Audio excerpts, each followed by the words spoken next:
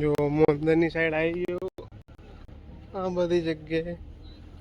હા અહીંયા બોર્ડર ટાઈપનું બતાવું તમને આ રીતનું જો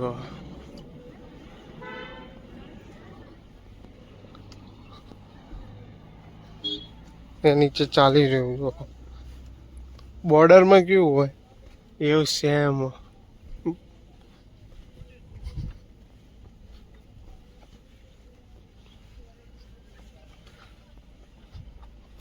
અહીંયા બધું લખેલું હોય એક એક વસ્તુઓ બધી હિન્દી અને ઇંગ્લિશમાં.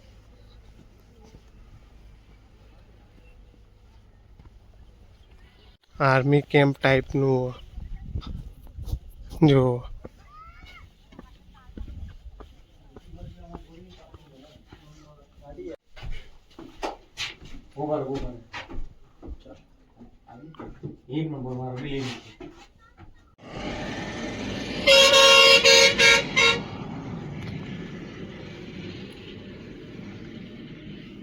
આ રીતનું બધું બહુ ફરાય એવું નહીં. તમે તાપ લાગી રહ્યો મને તો જબ્બર. અને વાગ્યા હતા 2 જ વાગ્યા. આ બધું પથ્થર ઉપર લખેલું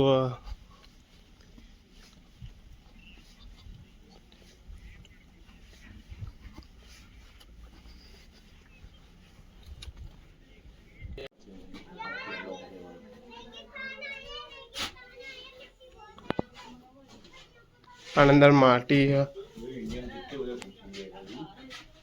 આ પ્લાસ્ટિક આ પૂતળા છે આર્મી ઓફિસરોના.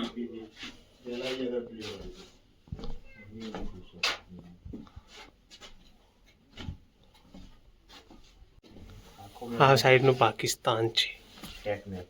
એ ઘૂસ્યા હતા અહીંથી અહીંયા અંદર ઘૂસી નહીં આવ્યા હતા.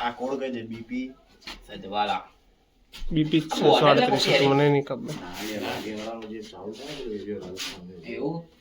એવું કંઈક હશે. એટલું બધું આઈડિયા આપણને નહીં હો. ને મારે વાંચવા મિસ્ટેક થઈ ગઈ ભાઈ.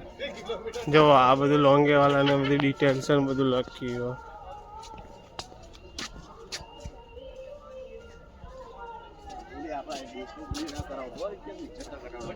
ના લે જોઈએ બધું દોરેલું પંજાબ મરાઠા બધું.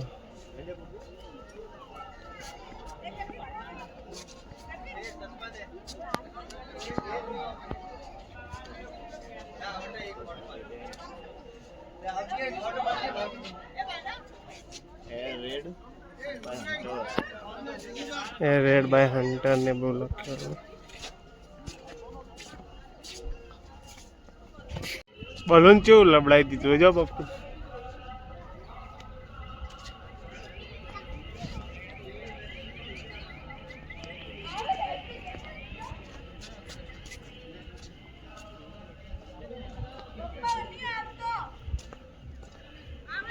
આપણે લોંગે વાળા નીકળી જઈએ અને જઈએ તલોટમાં અને મોન્સ્ટર લઈ લીધું આપણે. જો હા રેડબુલ પી રહ્યા અને મસ્ત રોડ આવ્યો વાઇફ ફૂલ લેતા લેતા આપણે જઈ રહ્યા છીએ મોન્સ્ટર પીતા. વ્યૂ મસ્ત નહીં રોડ એકદમ ક્લીન અને એકદમ સ્ટ્રેટ એટલે મજા આવે. ડસ્ટ ફ્રી રોડ તો આજુબાજુ હા માટી તો ઉડીને આવે જ એટલે એટલે બહુ રણ તો હજુ ખાલી.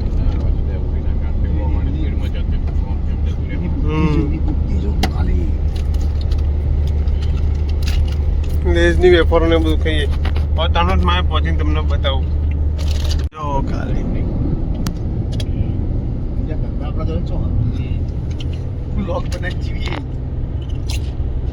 આવી જાય ભારતના છેલ્લા કેફે એવું નામ ભારત કા આખરી કેફે. તો ત્યાં જઈએ. ભારત કા આખરી કેફે એવું નામ તમને બતાવું. ફ્રન્ટ કેમેરા ચાલુ લખેલું भारत का आखिरी कैफे और इधर ऊंट भी है भारत का आखिरी. अरे वो नहीं है नहीं તમારે જે લેવું હોય અહીંયાથી લઈ લેવાનું. જો તમે તનોજમાં જતા હોય તો એ ઉભા રહેજો. ભાવતું ભાવ વસ્તુ આલે કયું હોય નહીં વધારે ભાવ લે એવું. અને અમે મેગી 4 મંગાવી તે 50 રૂપિયાની એક મેગી ડીશ અને બધું સારું. હવે હું તમને મેગી ચાખીને કહું જેવી છે એ જ છે. હવે ચાખીને હું તમને કહું. જો તનોજ માટે પહોંચી જઈએ આપણે. સોરી તનોટ. જો આ રીતનું એન્ટ્રન્સ છે.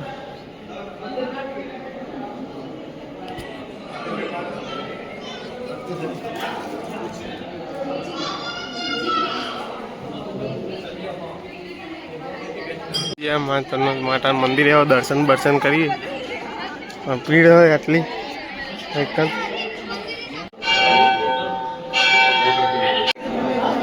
આ બધું બોર્ડરનું ટોપનું ને બધું પડ્યું હા ને.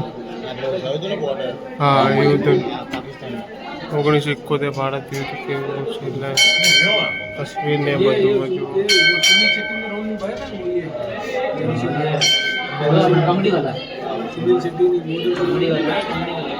દર્શન કરીને નીકળીએ બહાર.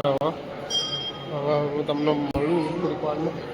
જોઈએ બધી જગ્યાએ દર્શન કરી લીધા મસ્ત માતાજીને. હવે બહાર જઈએ.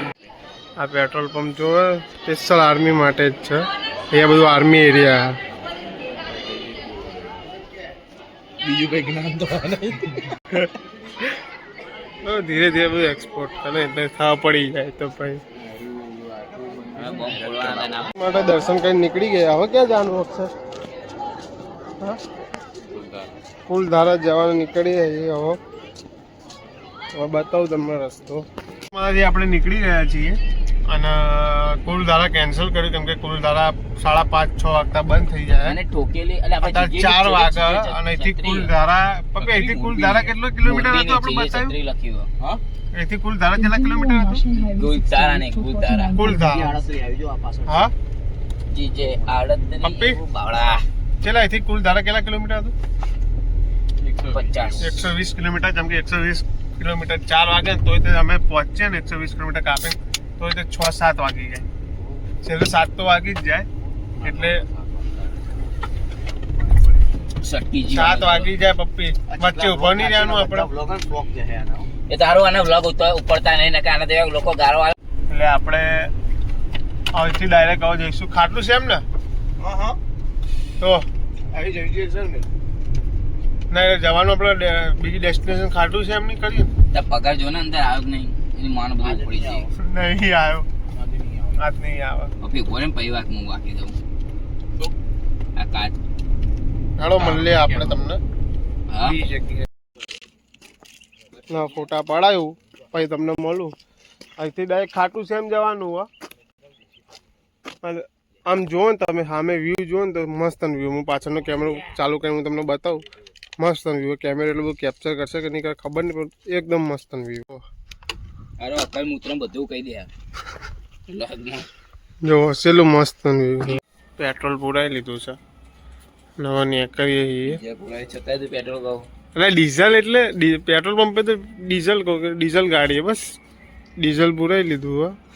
ગુજરાત પુરાયું હતું. ગુજરાત એટલે બોર્ડર પહેલાં ફૂલ કરાયું હતું અને હવે ફૂલ કરાયું. આટલું બધું ફર્યા પછી 880 કિલોમીટર ગાડી ફરી જઈએ અને આવી ગયા પણ ભાઈ 880 કિલોમીટર ગાડી ફરી જઈને હવે ફૂલ કરાયું ને હવે આપણે ખાટું છે એમ જવાનું. એટલે જોઈએ હવે બીજે ક્યાંય જગ્યાએ કદાચ ઉદયપુર જઈને પેટ્રોલ પુરાણ ડીઝલ પુરાણ થશે. પેટ્રોલ પંપના ડીઝલ બધું હરખું જ છે. ખોડા શું ના ખેંચું ડીઝલવાળી ગાડી છે બસ. પેટ્રોલ પંપે પેટ્રોલ કહું પછી ડીઝલ કહું. શું કહે ભાઈ બંધો આપણે જમવા બેસી જઈએ છીએ. વચ્ચે ગાડીમાં હોઈ ગયો તો એટલે મને બહુ વિડીયો બ્લોગ બનાવ્યો નહીં મેં. અને જમવાનું થયું ને તારા હું ઊભો થયો અને અત્યારે વાગ્યા 10:59. જબ્બર કેરી ઊંઘમાં ઊંઘી ગયો તો હું. મંચુરિયન કે તમને ઓર્ડર આપીને બતાવીએ. ઓર્ડર આપી દીધો અમારે ભાઈએ. ચપ્પલ હવે આવે ને એટલે હું તમને બતાવું. તમે વરિયાળી મુખવાસ કઈ નીકળે આવીએ સિરિયસલી બહુ જ ઊંઘ આવી હતી અને બહુ ભૂખ લાગી હતી. તો પાછળ એવી હોટલ અમે જમી લીધું હો. હવે જમીન નીકળીએ, રસ્તો બતાવું તમને હું જાગું તો. બાકી જમ્યા પછી મને જબ્બર ખતરનાક વાળી ઊંઘ આવે. તમે નહીં માનો, મારે એટલું બહુ ફર્યા ને. અને કાલ રાતે હું આખી રાત જાગ્યો નીમાં મને ઊંઘ આવે. બતાય કે આ ચાદો ઓઢી નારો પડી રહેતો 12 ડિગ્રીમાં. બરોબર. આપણે રૂમમાં ફ્રેશ બેસ થઈને નીકળી ગયા. રાત રોકાઈ ગયા હતા અને મોડું થતું એટલે ફટોફટ આવીએ અને નાસ્તો કરવા બેઠા. જો આપણે મેગી ઢોસા અને વડાપાવ ને બધું મંગાવ્યું. પાર્કમાં મેગીને અમે લોકો શટલ લેમ્પ બેસી જઈએ. આવા મંદિર સાઈડ જઈ રહ્યા છીએ. 4 જણાના 100 રૂપિયા લીધા પછી અને પાર્કિંગના 100 રૂપિયા. આ ટાઈપનું માર્કેટ. ઓહો,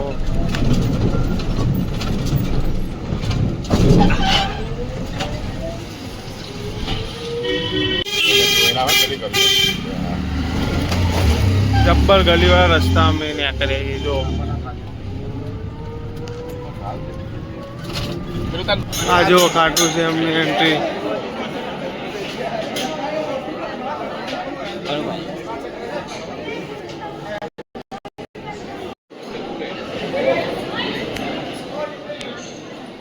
આ જો અમે લોકો જઈ રહ્યા અંદર. આ રીતનું બધું માર્કેટ અંદર.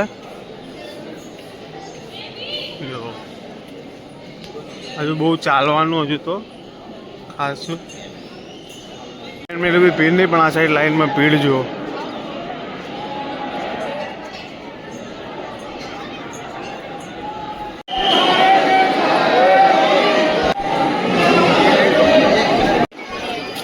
આ માર્કેટ આ રીતનું આપણે જઈ રહ્યા. હા